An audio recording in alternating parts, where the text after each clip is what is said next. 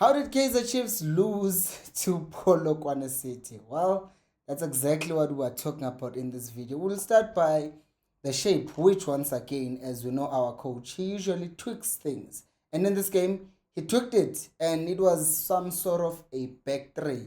And this is where problems started. You have Usbong Senemteto was put there as part of a back three to kind of make sure that we have a numerical advantage in build-up.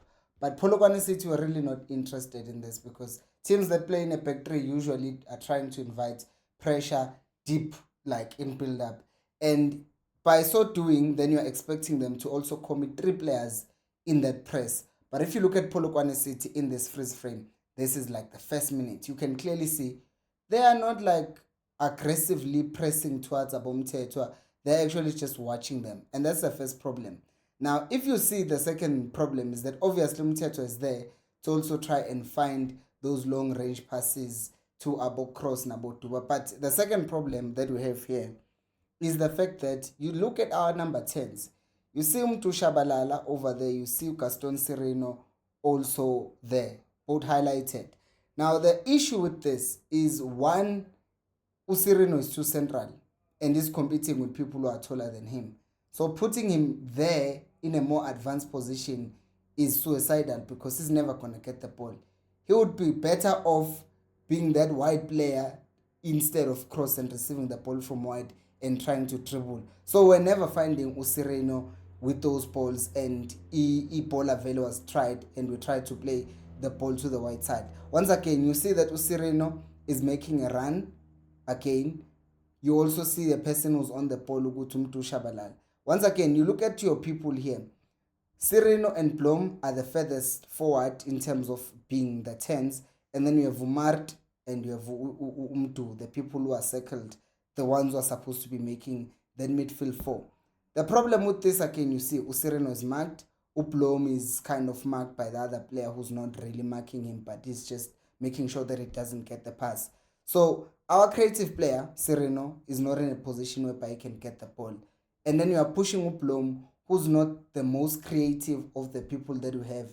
And you are dropping deep Umtusha Balala so that he can play the long balls again, instead of him being ahead so that we collect the ball using Ublom, who's more capable in those build-up passes. But instead, it's Mtusha Balala who's much deeper. And Umart, who have seen that is much better in connecting with Tutupri, we've also put him in that deep position. So in this one still frame and the things that continue to happen, you see that Unabi got this wrong in so many levels, because you are seeing players who are starting to gel with Tutupri and Mart no longer being together. You are seeing a player who's much better playing deeper in Blom, farther ahead. You have Usirino not being in a space to receive the ball. So that's just a recipe for disaster. And the other thing that also happened is that we play those long balls, as you can see Tuba giving us width on the right. But whenever I got the ball, it's either he was not able to get to the ball quick enough, or alternatively, when he did get the ball, he was just under so much pressure. Because if you look here, you look at everyone who could get the ball. Duba is about to get the ball. He's pressed. Look at to the right side of him. Someone is wanting to collect the ball, which is Uplom. He's marked. You look at Martin in the middle. He's marked. Behind Utuba, someone is dropping, which is Utupri trying to get the ball. He's pressed. So everyone was pressed, and Polokwane City made sure that we were not capable of playing the ball. And even if we want the ball back, they would then just press us and try to get the ball back. So in everything that we were trying to do in midfield, Polokwane City were just there to say, you are not going to play. And the way that we were also set up was just adding to that whole thing. Because I think that as much as we can say Nabi got this wrong, which is not to say must be fired, but it's to say that we must also give credit to Polokwane City in the way that they were pressing and were putting us under pressure, because they were not scared to go man for man. They didn't care about the numerical advantage that we were causing when we were in our first phase of build-up. But in midfield, that is where they were just like, you're not going to play here. And it was working. By the way, if you're enjoying the video, do make sure to subscribe. So you will see that when we continue to play, we now tried at times to push Umtetwa into midfield as well. And if you see here now, is that what you will still see is Usirino. If you can spot Usirino on the screen, I'm not even going to highlight him. You will see he's by the ref and he's also marked man to man. He cannot get the ball. And if we play the ball wide to Uduba to receive the ball again, this is the second thing that I think is a big problem, or was a big problem. And you will see a big contrast between the first half and the second half. Because whenever Duba got the ball, instead of taking his man on, he passes the ball back. And there is a problem. And Unabi wanted to solve that, which is why he did what he did in the second half. And what is it that he did in the second half? Well, we know that for starters, he made 3 changes. One was forced to Cross, was injured, so he brought on Titlokwe.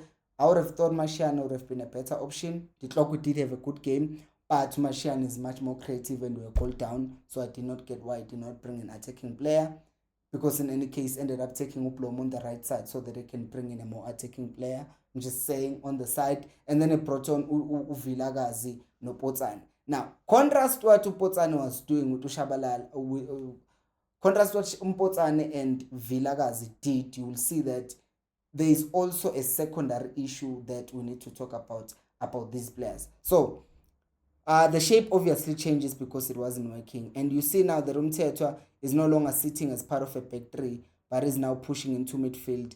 And look at who else is, that's Umtetwa right there.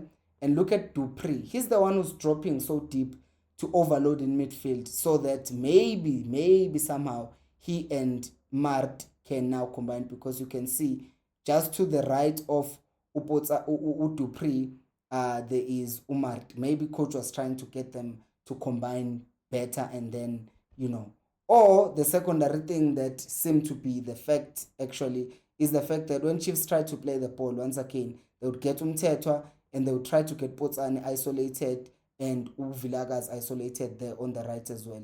So when the ball went to Potsane, what it did, which is something that Tutuba did not do first half, is that he would take on players and try to dribble and play balls into the box. You saw the same thing with Uvilagas on the right. He was getting the ball, trying to dribble and get past his man, which is something that Duba wasn't doing in the first half. And this is not to say, oh, Winkomo. I don't know whether it's a confidence thing that he's not even confident at taking people on. And I was saying the same thing about Tupule Modi, that whenever he gets the ball, he would rather pass the ball back instead of dribbling his person, because you are a winger. Losing the ball is normal. You are a winger. You are expected to try and dribble past someone. Messi does not have a 100% dribble record. It never happens, but he will try and dribble. Sometimes he will take the ball, but what you will see on the highlights is when he dribbles past 5 people and he scores. But they won't show the other times where when he dribbles and he fails. Especially for a winger. Like if I go to the first half, for example, like in this clip, you will see something here. I want to show you that clip because now we're using contrast. Like for example here, you see that Uduba, he's 1v1 with that defender and there is space behind him, but it doesn't dribble him. And if you turn to this clip in the second half, you see that if you see Potsane, same situation, 1v1 with the defender, he tries to take him on. And you look on the right side, once again, 1v1 with the defender, he takes him on. And the thing that I'm talking about with these players, I feel like there's been a drop of confidence. And that is why I think we cannot overstate the importance of us as fans to back our players, because they read the things that you guys are writing online and they have it in their heads. Oh, I'm playing. If I don't dribble past this person, you understand? So I think that from these small things that you see players do, you can tell where their minds are at. And when when Uvilagazi no Potsane were on, what they're also doing is just allow the team to play much quicker and move as well. And we're starting to create opportunities, but then at the end of the day, it just wasn't clicking.